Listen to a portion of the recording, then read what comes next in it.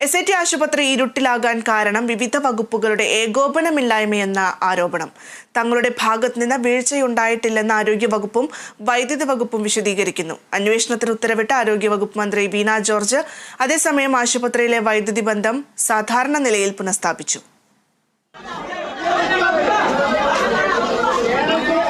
SIT ആശുപത്രിയിലെ power supply generator സംവിധാനത്തിൽ നിന്നും മാറ്റി സാധാരണ നിലയിൽ പുനഃസ്ഥാപിച്ചു. ഇന്ന് രാവിലെ 7:30യോടുകൂടി വൈദ്യുത തകരാർ പൂർണ്ണമായും പരിഹരിച്ചതായി ആശുപത്രി സൂപ്രണ്ട് അറിയിച്ചു.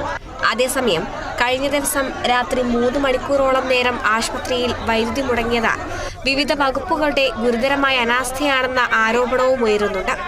ആശുപത്രിയിലെ PWD ഇലക്ട്രിക്കൽ വിഭാഗത്തെ KSEB പഴിക്കുമ്പോൾ കുറ്റം KSEBയുടേതാണെന്ന വിമർശനവും ഉയരുന്നു.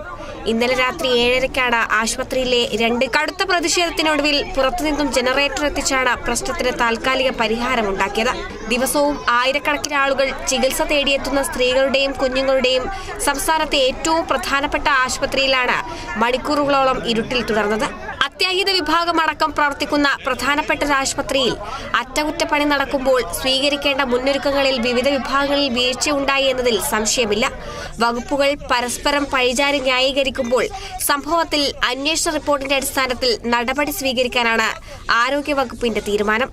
ആരോഗ്യവകുപ്പ് മന്ത്രിയും ആശുപത്രി സൂപ്രണ്ടും രാജിവെക്കണമെന്നാവശ്യപ്പെട്ട് UDF കൗൺസിലർമാരുടെ നേതൃത്വത്തിൽ പ്രതിഷേധ മാർച്ചും നടന്നു.